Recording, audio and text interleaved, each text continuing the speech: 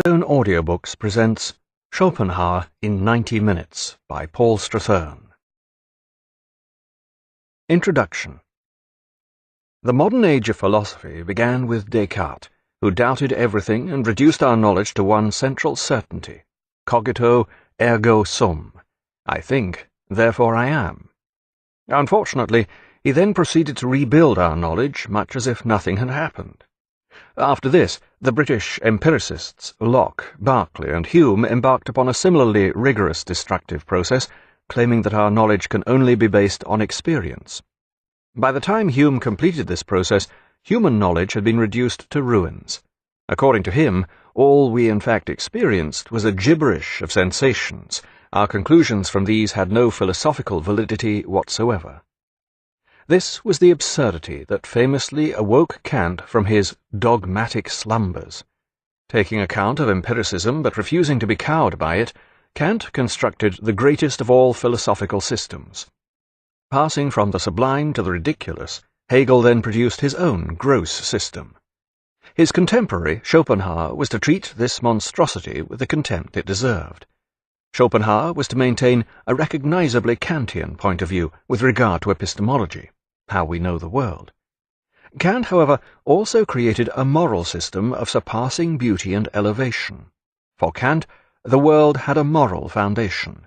Es ist gut, it is good, were said to be his last words. And in his last great work, which dealt with the purpose of the world, he concluded, "Two things fill the mind with ever new and increasing wonder and awe, the oftener and more steadily we reflect upon them: the starry heavens above me, and the moral law within me." As we shall see, Schopenhauer saw it all very differently. Schopenhauer's life and works. With Schopenhauer we return to planet Earth, with a vengeance. As a man, Schopenhauer was a nasty piece of work, but his writings are immensely endearing.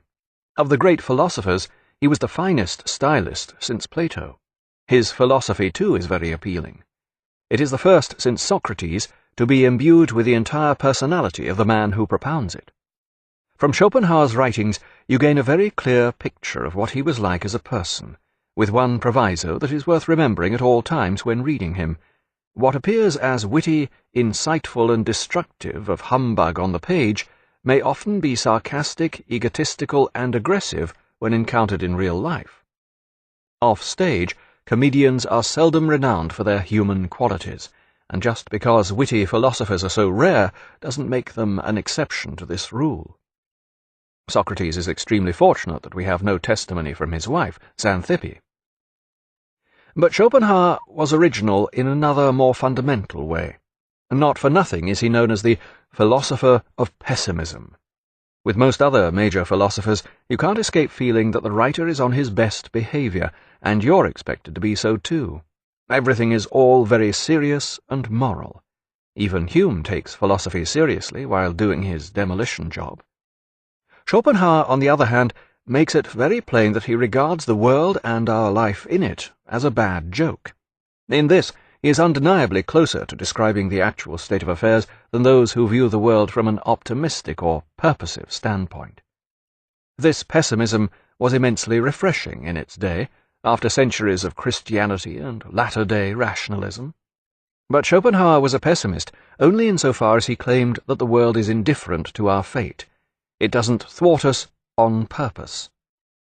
This was an attitude that had not received full expression since the Stoics, who advocated a mealy-mouthed withdrawal from the evils of the horrible world.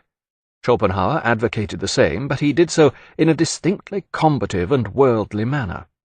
And he was far too egotistical to achieve such self-denial in his own life, though in his view he endured an existence of exemplary asceticism. These paradoxes account for much of Schopenhauer's popularity. They stem from a contradiction that lay deep in his character and remained unresolved throughout his life. Arthur Schopenhauer was born on February 22, 1788, in the Baltic city of Danzig, now the Polish city of Gdansk, just across the gulf from where his lifelong hero Immanuel Kant was living in Königsberg. Schopenhauer's father was a merchant from a patrician family, and his mother was a lively woman with an unfulfilled artistic nature. The family was cosmopolitan in outlook. Arthur was given his name because it was also the same in French and English. When the Prussians, who did not share this xenophile outlook, marched into Danzig in 1793, Schopenhauer's father immediately removed his home and business to the free port of Hamburg. Here the Schopenhauers eventually took up residence in a fine old house in the Altstadt, Old City. The Schopenhauers' new home was sufficiently grand to contain a panelled ballroom with a stuccoed ceiling, and in the customary manner it backed onto the large warehouses containing the family business, which overlooked the Fleet canal for unloading barges. The house was one of many where the wealthy merchants of the city lived and entertained each other in stolid bourgeois fashion. It was not homely in any way, and young Arthur grew up a sophisticated little prig, receiving, and eventually requiring, little love. At the age of 10 he was sent away for 2 years to France to learn French, staying with the family of a business friend of his father's in Le Havre. Here he became like a brother to the son of the house, intime. When he was 15, Arthur's parents took him on a 2-year grand tour of Europe. In London he was dazzled by Piccadilly and the theatres, but he was then forced to spend several months in Egyptian darkness, learning English at a school in Wimbledon while his parents toured Scotland. This English private school education helped make up for all he had missed by not going to a Prussian school, being chased into the pool before breakfast, regular floggings from the masters, English cuisine, and endless church services. It also helped prepare him for the tourist sights to follow. These included a 2-month stay in Bordeaux, in the very house that Hölderlin had fled in a fit of insanity 2 years earlier, and a visit to Toulon, where 6,000 galley slaves were chained up in the dirtiest, most revolting sojourn imaginable. Years later, Schopenhauer was to draw on this horrific image to describe the misery of humanity fettered to the evil of the will to live. In Bohemia, Schopenhauer climbed Mount Schneekoppe, where his reaction has since been found in the Chalet Visitor's Book, Who Can Climb and Remain Silent? Arthur Schopenhauer from Hamburg. But on the whole, this was an immensely depressing time for young Arthur. Wherever the family travelled in Europe, evidence of the misery caused by the recent Napoleonic wars was all too plain to see. Maimed beggars lined the streets of the cities, many villages were semi-derelict, and still Napoleon's megalomania remained unsatisfied. The age that had begun with such hopes at the French Revolution had degenerated into a despair felt all over Europe. This was the period that produced the sophisticated insouciance of Byron, the melancholy lyrics of the great Italian poet Leopardi, a thoroughly finished world, in the words of Goethe, where Beethoven tore the dedication to Napoleon from his Eroica, heroic symphony. Schopenhauer was deeply aware of such things, and wished to play his own part in the world of culture. But this was not to be. His father browbeat him into becoming a businessman. At the end of his grand tour of Europe, Schopenhauer was forced to abandon his education and become apprenticed to a local business in Hamburg. This was a time of deep, and deeply repressed, personal distress for Schopenhauer. At the same age, a very similar conflict caused the equally tough-minded Hume to suffer a nervous breakdown. Then suddenly Schopenhauer's entire situation changed. In the early hours of April 20th, 1805, Schopenhauer's father climbed to the top of the warehouse at the back of the family mansion and flung himself into the Fleet. The precise nexus of reasons for his suicide remains uncertain. His marriage had become something of a painful charade. The European scene was immensely depressing, and business prospects didn't look good. Yet perhaps more pertinent was his deep streak of melancholy, which his son was to inherit, and a family history of mental instability. Arthur's paternal grandmother went insane. But Schopenhauer's mind does not appear to have been affected by madness. There was to be no saner philosopher than Schopenhauer. The suicide was hushed up, as such unusually profound decisions in high society often are, presumably in case they prove inspirational. The Schopenhauer business was wound up, leaving the family with a comfortable private income for life, and Arthur's mother and his younger sister left Hamburg to live a new artistic existence in cultural Weimar. Meanwhile, the 18-year-old Schopenhauer was left alone in the city, working at a job he didn't like, but felt obliged to continue with. Shortly before his death, Schopenhauer's father had given him an essay by the poet Matthias Claudius called To My Son. This preached a stoic, alienated inwardness which was in deep accord with Schopenhauer's feelings. But he didn't spend his whole time in introspection. As was the case in his later years, Schopenhauer's worldly sophistication allowed him to live a life apparently at deep variance with his innermost feelings. It was during this period that Schopenhauer's friend Antime from Le Havre arrived to study business in Hamburg. They both had money, and on the weekends the two of them went around the stage doors picking up actresses and chorus girls. If they didn't score with them, they would make up for it with the embraces of an industrious whore. In 1807, Schopenhauer finally summoned up the nerve to disobey his father's wishes. He left Hamburg and went to school in Gotha in order to gain sufficient qualifications to enter university. But by now, Schopenhauer was far too mature for school, and he was soon expelled for writing a not particularly funny or even scurrilous poem about a wet schoolmaster. He then went to live with his mother at Weimar. Mom had blossomed into a star of the literary salons. She'd started writing and had become friends with the unconventional grand old man of German literature, Goethe, and the witty Christoph Wieland, the German Voltaire. Madame Schopenhauer was much in demand, but had the social daring to scorn proposals of marriage, preferring her independence. Schopenhauer was appalled at the sight of his mother enjoying herself in such a fashion, and she herself didn't fancy having a disapproving son living under the same roof to cramp her style. Both were strong-willed and volatile, and soon fell out. There were several scenes and much slamming of doors. No doubt Schopenhauer was genuinely shocked by his mother's behaviour.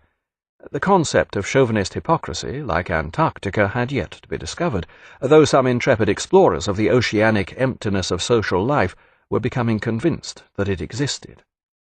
No doubt Schopenhauer was also jealous of his mother's success in such exalted literary company. He despised his mother's aspirations to genius, while harbouring similar aspirations himself, and his mother's transformation almost certainly brought to the surface a latent Oedipal frisson between them.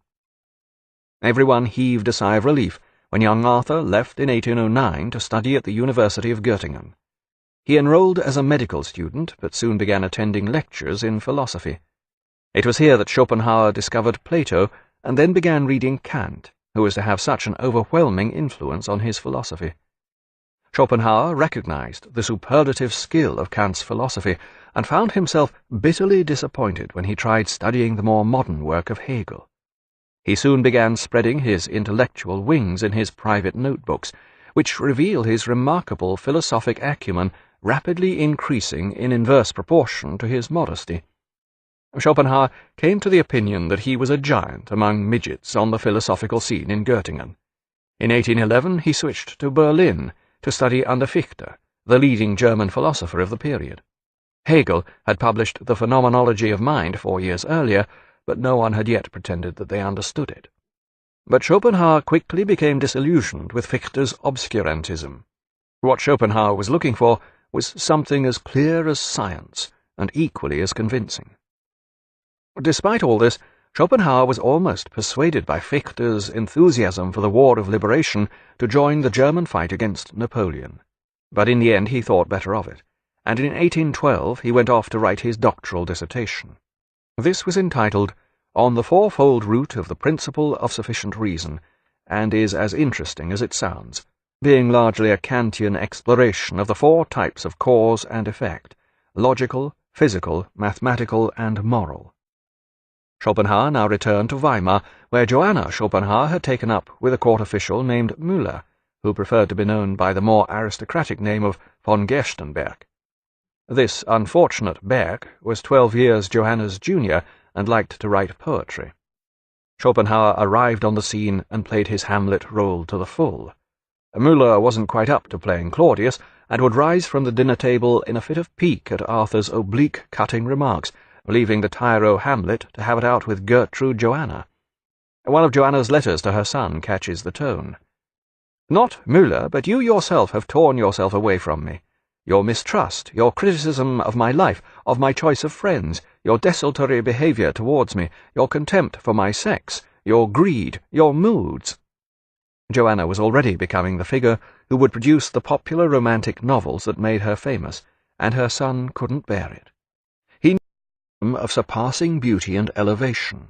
For Kant, the world had a moral foundation. Es ist gut, it is good, was said to be his last words. And in his last great work, which dealt with the purpose of the world, he concluded, "Two things fill the mind with ever new and increasing wonder and awe. The oftener and more Stone Audiobooks presents Schopenhauer in 90 Minutes by Paul Strathern. Introduction. The modern age of philosophy began with Descartes, who doubted everything and reduced our knowledge to one central certainty: cogito ergo sum. I think, therefore I am. Unfortunately, he then proceeded to rebuild our knowledge, much as if nothing had happened. After this, the British empiricists Locke, Berkeley, and Hume embarked upon a similarly rigorous destructive process, claiming that our knowledge can only be based on experience. By the time Hume completed this process, human knowledge had been reduced to ruins. According to his passing from the sublime to the ridiculous, Hegel then produced his own gross system. His contemporary, Schopenhauer, was to treat this monstrosity with the contempt it deserved. Schopenhauer was to maintain a recognizably Kantian point of view with regard to epistemology, how we know the world. Kant, however, also created a moral system. For him, all we in fact experienced was a gibberish of sensations. Our conclusions from these had no philosophical validity whatsoever. This was the absurdity that famously awoke Kant from his dogmatic slumbers. Taking account of empiricism but refusing to be cowed by it, Kant constructed the greatest of all philosophical systems.